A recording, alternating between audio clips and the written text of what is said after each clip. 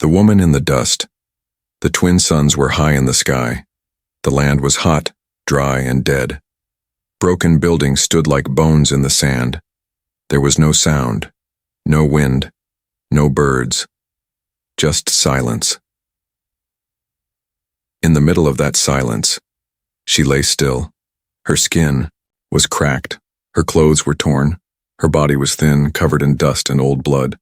She was not human. Her skin was a pale purple and her long black hair stuck to her face. Her lips were dry. Her eyes were almost closed. She had not eaten for days. She had not had water for longer. Her name was Nara, but no one had called her that in a long time. She once had a family, a child, a home. Now she had nothing. She had walked through the desert alone, searching for help. But no one came. Every step she took felt like walking with stones tied to her legs. Her feet were full of cuts. Her body had burned in the sun. And still, she walked, until she couldn't anymore. Now she was here, lying in the dust, alone, forgotten. "I don't want to feel anymore," she whispered. "Let it end." She closed her eyes. She waited for the pain to stop. She waited for the world to go dark forever. But then, she felt something. Not wind, not rain, arms, strong arms, warm arms. She thought she was dreaming. But then, she heard a voice. "Hey, hey, stay awake." It was a human voice. Her eyes opened, just a little. The light was too bright. She blinked slowly and saw a face. A man's face. His skin was brown and his hair was dark. He had a short beard and tired eyes. He was real.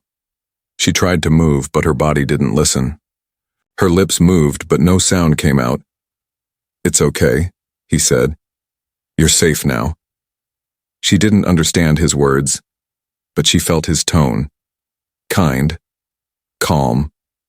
He lifted her into his arms like she was weightless. Her head rested against his chest. She could hear his heartbeat. It was strong, steady, alive. She hadn't felt another heart in so long. The man carried her carefully through the ruined buildings. He stepped around broken metal and glass. He was careful not to hurt her more. After some time, he reached a small shelter. It was made from scrap, but it was clean inside. There was a bed, a small stove, and bottles of clean water. He laid her down gently on the bed. Then he knelt beside her and opened a bottle. He touched her lips with a wet cloth first, then gave her small drops of water. Her throat hurt when she swallowed, but she didn't stop. It was the first time she had tasted water in days. The man didn't ask questions. He didn't look afraid of her alien face. He just worked in silence. He cleaned the cuts on her arms. He wrapped her feet. He covered her with a blanket. She watched him with tired eyes. Why was he helping her? Why did a human, her enemy, care if she lived or died? She wanted to speak, but her voice was still gone. So she closed her eyes again, but this time, not to die. This time she closed her eyes to rest. She didn't know who this human was. She didn't know why he was here.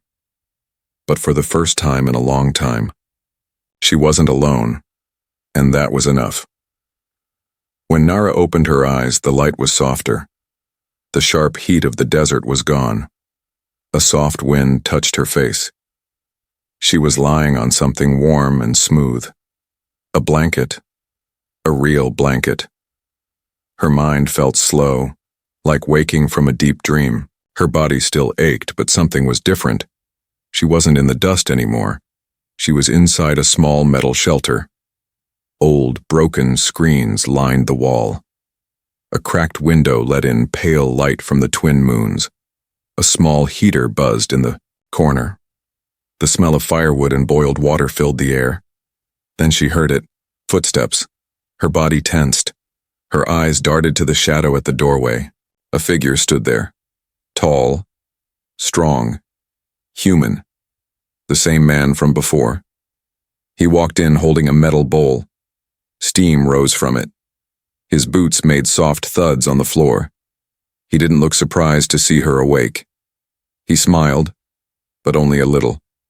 "You're alive," he said softly. Nara didn't speak. She didn't know how. Her language was not his, and even if she could speak his tongue, her voice was still too weak. The man knelt beside her bed and placed the bowl on a small table. Inside, thick soup. Something simple, but warm. Real. He picked up a spoon, dipped it in, then lifted it to her mouth. Nara flinched. She expected pain, yelling, chains, but the spoon stayed still. He didn't force it. He waited. She looked into his eyes. They were tired, like he had seen too much. But there was no hate in them. No fear.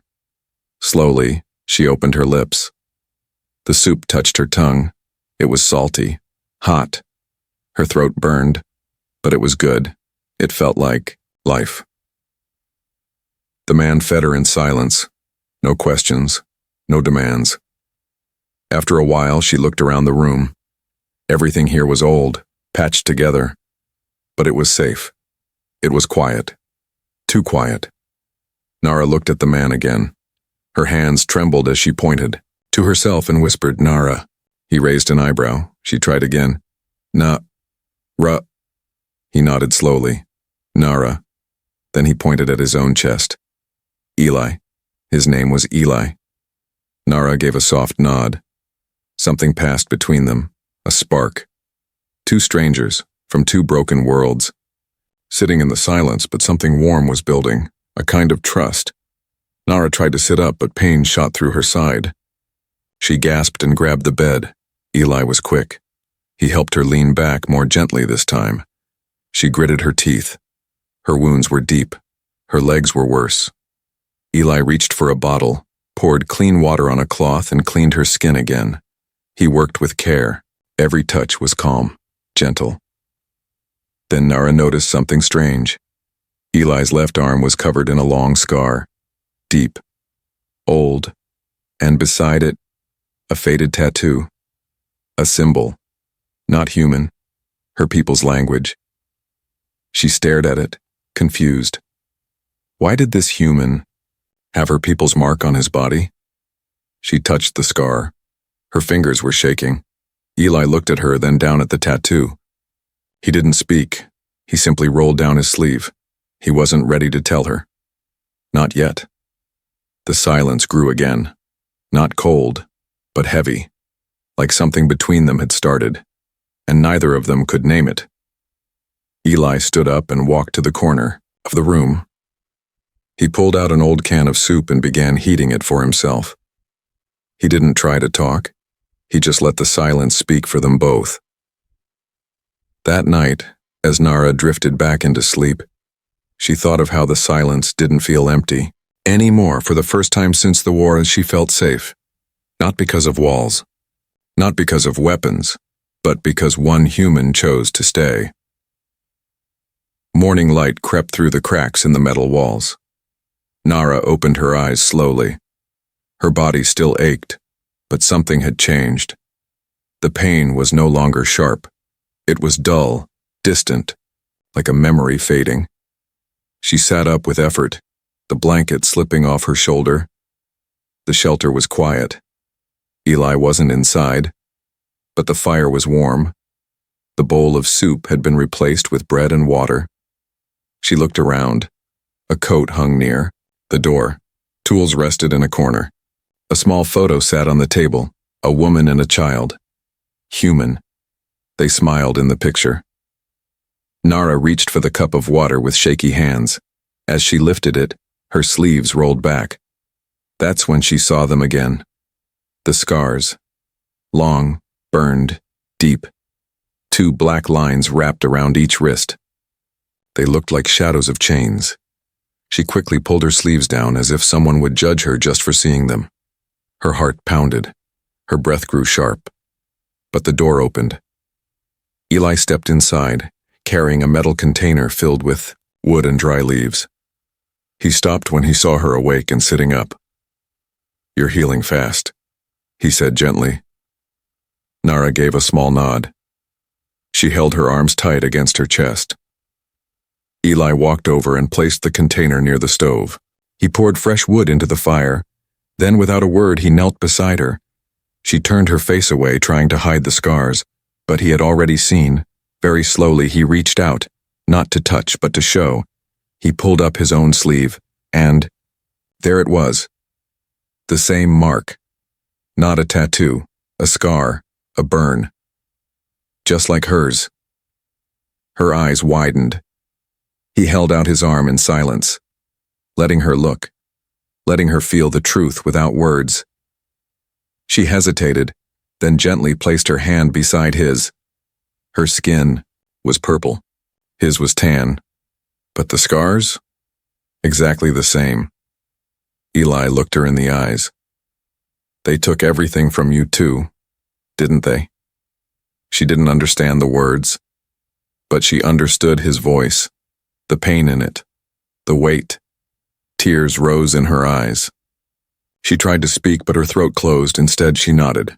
Once. Eli didn't ask more. He just sat beside her, quiet. Not out of pity. Not because he wanted her story, but because he understood it already. After some time, he got up and returned with a small first aid kit. He gently cleaned her wrists, wrapped them with soft cloth. She didn't pull away. For the first time, she let someone touch the place that had hurt for so long. After that, he placed a small device in front of her. A translator. He pressed a button. Speak, the screen said in her tongue. Nara looked at it, then at him. She was scared to talk. Her voice had been silent for so long.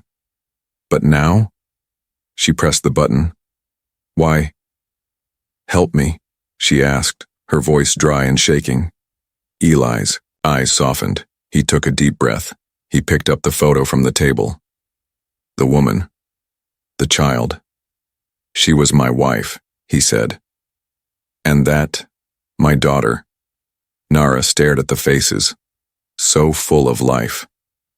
Raiders came, Eli continued, took them from me, burned everything. He looked back at Nara. I couldn't save them, but when I saw you lying in the dust, he didn't finish the sentence. He didn't have to. Nara understood. He wasn't just saving her. He was saving the part of himself that still wanted to protect. Her hand moved slowly toward his. She didn't speak, but she let her fingers touch his knuckles, just for a second. It was a thank you, not in words, but in trust. Outside, the wind howled softly.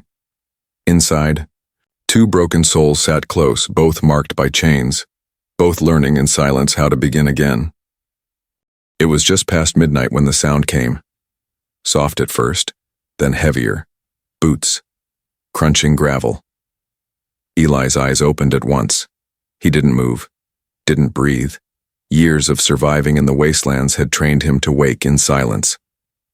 He reached for the small rifle beside his bed. Across the shelter, Nara slept under a worn blanket, her breath slow and steady. Her face looked peaceful for once until the sound grew louder. She stirred. Then her eyes opened. Her body froze.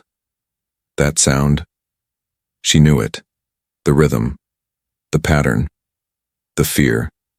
She had heard it too many times before. Long, sharp boots marching over. Broken stone. They were coming. Eli moved to the window and pulled back the curtain just a little. Moonlight spilled in. Outside, shadows shifted. 2 figures, then 3. All dressed in heavy black armor, faces hidden under metal masks, rifles in their hands, red lights blinking across their chests. They were not human, not completely. Enforcers. Half machine, half soldier. The kind that hunted the weak. The kind that burned villages. The kind that once took everything from Nara. She sat up, heart pounding. She tried to whisper, but her voice cracked. She pointed at the window with shaking hands. I know, Eli whispered back. I saw them. He moved fast, quiet. He handed her a small knife, then grabbed his backpack. Inside, water, food, emergency tools. But they couldn't run. Not yet. The door was too close to the rocks outside.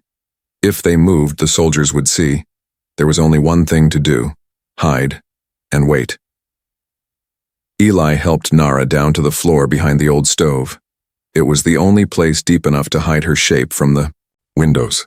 He covered her with a spare blanket and metal sheet to block any heat signal. Her body trembled, not from the cold but from the memories. Memories of when they last came, of being dragged away, of screaming for her child, of chains biting into her wrists. She shut her eyes tight, trying to block it out, but the footsteps were too real, too close. A sharp knock hit the door. Eli didn't answer. The knock came again, then a low voice, metallic and cold. Shelter Unit 9, open by order of command. We detected non-human movement inside. You have 10 seconds. Eli kept the rifle aimed at the door. His heartbeat was calm. Another voice spoke. We can break it. Then came the bang. The whole shelter shook. They were breaking through. Eli looked at Nara, hidden in shadows. Her eyes met his. She was breathing fast, but trying to stay silent. The door burst open. Light flooded in. 2 enforcers stepped inside, scanning everything. Their red eyes blinked rapidly. One pointed at the bed. Someone was sleeping here recently. The other walked toward the corner. Eli stepped forward, just enough to get their attention. This is my shelter, he said flatly. I'm alone. The enforcer stared at him. No records of human activity in this zone. Why are you here? Fixing relay towers, Eli lied. Old human tech, trying to bring communication back. A pause, then a slow robotic voice. We scanned 2 life forms inside this shelter. Eli didn't flinch. There's only one. Check again. Behind the stove, Nara pressed her hand over her mouth. The enforcers moved forward. One scanned the room again. The screen blinked. Once, twice, then green. Error. Must have picked up heat from the fire. The soldiers backed away. The taller one looked at Eli again. You shouldn't be here. This zone is dead. I know, Eli said. I'm used to it. The enforcers stared at him another moment and then turned and left. The door slammed shut behind them. Eli waited. Counted. 1 minute, 2 minutes, 5. Only then did he lower the rifle. He walked back to the stove and pulled the blanket away. Nara was curled tight, tears running down her face. But she was alive. He knelt beside her, placed a hand on her shoulder. It's okay, he whispered. They're gone. Nara shook her head slowly. No, she whispered in her own tongue. They never leave. They always come back. The fire crackled softly inside the shelter. Outside, the wind howled across the empty land like a voice searching for someone, long gone. The enforcers were gone, but the fear remained. Nara sat near the corner, knees pulled to her chest. Her body was quiet, but her mind wasn't. Her heart still raced. Her breath was shallow. Her hands trembled. She had not spoken since the soldiers came. Eli sat on the floor a few feet away. He wasn't looking at her. He stared into the flames, lost in his own thoughts. The silence between them felt heavy now, not peaceful like before. Just heavy. Finally, Nara spoke. Her voice was low, almost broken. Why did you save me? Eli blinked. He turned toward her. She looked at him, eyes full of questions. You had no reason. I was nothing. I was ready to die. But you came. You fed me. You cared. Eli didn't answer right away. He reached for something from the shelf, a picture. He handed it to her. Nara took it slowly. It was the photo she had seen earlier, the woman and the child. She was my wife, Eli said quietly. Her name was Mara, and that's Hannah, our daughter. Nara stared at the image. They're beautiful, she said. They were, Eli replied, his voice heavy. He looked at the fire again. A year ago, our outpost was attacked. Not by soldiers, not by your people, by raiders, monsters without flags. They took everything. Burned homes, took food, took people. Nara listened closely. The firelight danced across his face. They tried to run. I was too far. I came back. Too late. All I found were ashes. He swallowed hard. I spent months chasing the ones who did it. I never found them. All I found was silence. Silence and pain. Nara looked down at the photo again. I'm sorry. I stopped talking to people. Stopped caring. I told myself I didn't need anyone. He looked at her finally. But then I saw you. Alone. Dying. And I saw my daughter's eyes in yours. Nara's throat tightened. You were left behind, he said. Just like them. I couldn't save them. But I could save you. The room went quiet again. But this time it didn't feel heavy. It felt warm, soft, like a wound beginning to heal. Nara wiped her eyes. I was a mother too, she said. Before the war, I had a son. She placed a hand over her chest. They took him from me. Soldiers. Not like you. Not like the raiders, just soldiers doing their orders. Eli's eyes softened. I screamed for him, she said. I begged them. But no one cared. She looked at her wrists, at the scars. I wasn't even a person to them. Just something, in the way. Eli reached out and gently placed his hand over hers. You're not nothing, he said. You never were. Tears rolled down her cheeks. No one had ever told her that before. Not after the war. Not after the pain. And not with such quiet truth. They sat there in the silence again. But now it was different. Not the silence of fear, but the silence of two. Broken people beginning to understand each other, to trust, to breathe again. Eli handed her a small wooden pendant, a circle carved with 2 small stars inside it. My daughter made this for me, he said. I carry it every day, but today, he placed it in her hands. I want you to carry it. Nara stared at it, shocked.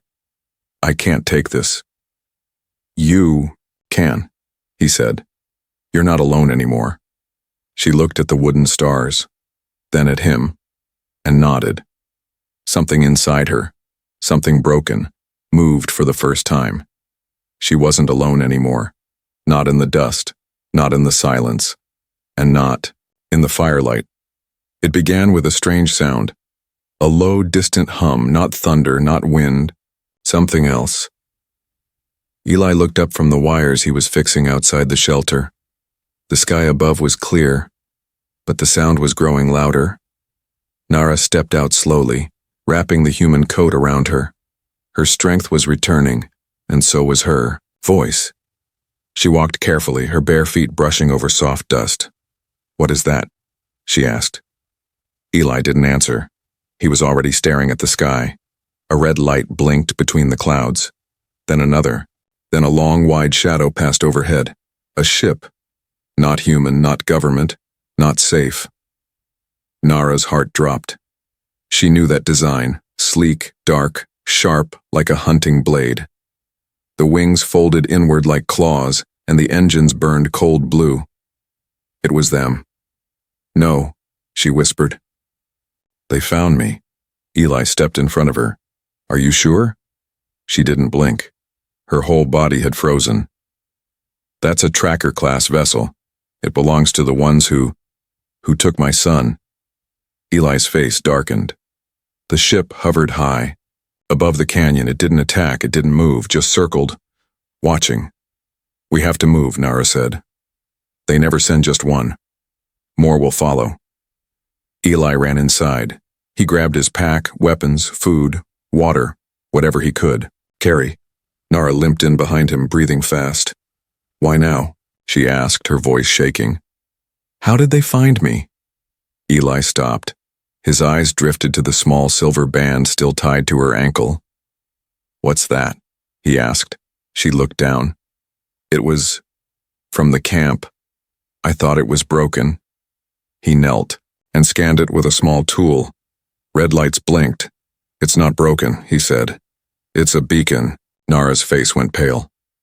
She grabbed a metal rod from the shelf and smashed the ankle band against the floor. Sparks flew.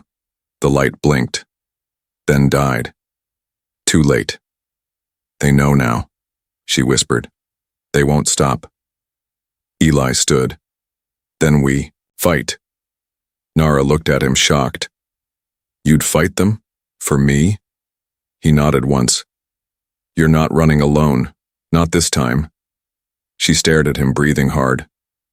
"They have machines, soldiers, drones. You're just one man." Eli picked up a strange device, half human, half alien tech. "I've been alone a long time," he said. "You learn how to set traps."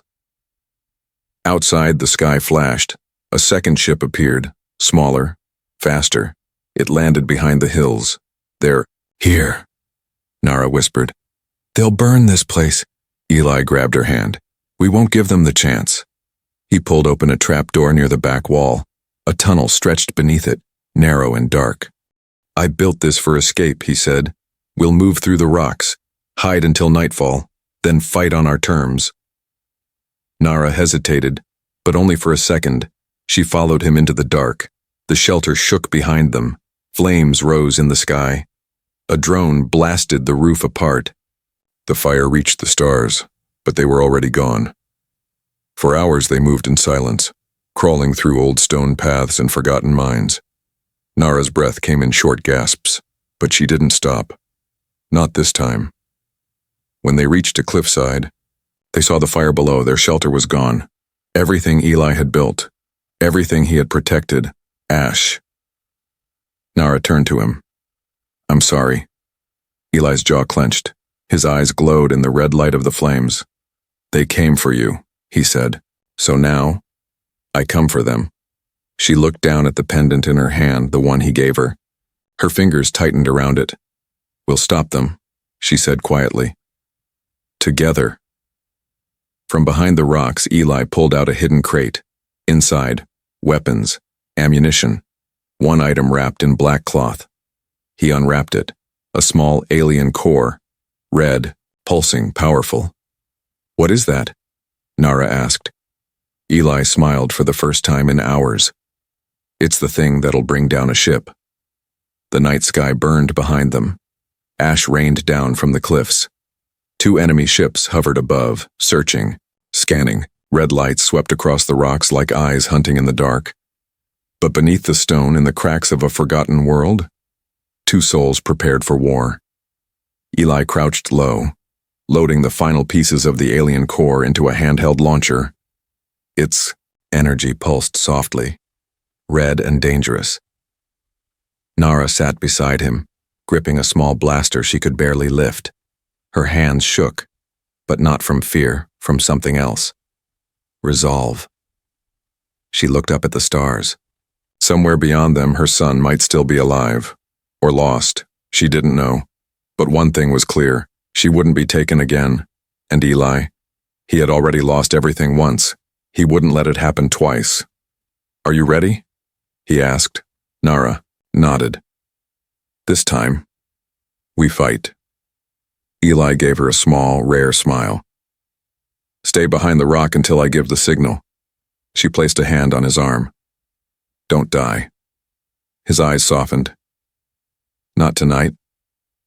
The enemy didn't expect it, didn't expect the human to charge up the hill, didn't expect the strange weapon glowing with stolen alien tech, didn't expect fire. Eli fired the core launcher. A red beam split the night. One ship took the E. Blast straight through its belly. It exploded. Sparks fell like rain. The second ship fired back. Rocks shattered around them. Nara screamed and ran toward Eli, dragging him behind cover. His arm was bleeding, but he was alive. She held him close, breath shaking. "We need to move." "No," Eli growled. "We finish this." He looked up at the last ship. A drone dropped from its belly and landed close. Mechanical, sharp, fast. Nara raised her blaster and fired. It missed. The drone charged. She screamed, bracing herself, but Eli rose and threw himself between her and the machine, smashing it with the butt of his weapon. The drone collapsed, sparks flying. He dropped beside her, breathing hard. That was too close. "You're insane," she gasped. He laughed. "You're welcome." They weren't soldiers. They weren't trained. They had only pain, fire, and one reason to live: each other. The final ship circled low. Engines roared. "They're trying to scare us," Eli said. "They're doing a good job," Nara muttered. But she wasn't running. Not now. She looked at the wreckage. Their shelter, gone. Her old chains buried under dust. Her past, burning behind her. "I won't be hunted anymore," she whispered. She turned to Eli. "We end this." Together they climbed to the top of the ridge. The ship lowered again. Too close, too slow. Eli aimed the core launcher one last time. Nara grabbed his arm. "Let me." He looked into her eyes. Then slowly handed it to her. Her hands no longer shook. She stood tall, alien, bruised, scarred, but unbroken. She fired. Light. Heat. Explosion. The second ship fell in flames. And just like that, the sky was quiet again. They sat at the edge of the cliff side by side, watching the last sparks disappear into the dark. Their bodies were tired, burned, bleeding. But they were alive. "I thought I would die alone," Nara said softly. Eli looked at her, the night wind brushing through his hair. "You didn't." She turned to him, and for the second time in her life she opened her eyes. Not to die, but to see something she never thought she would again. A future. Not just hers. Theirs.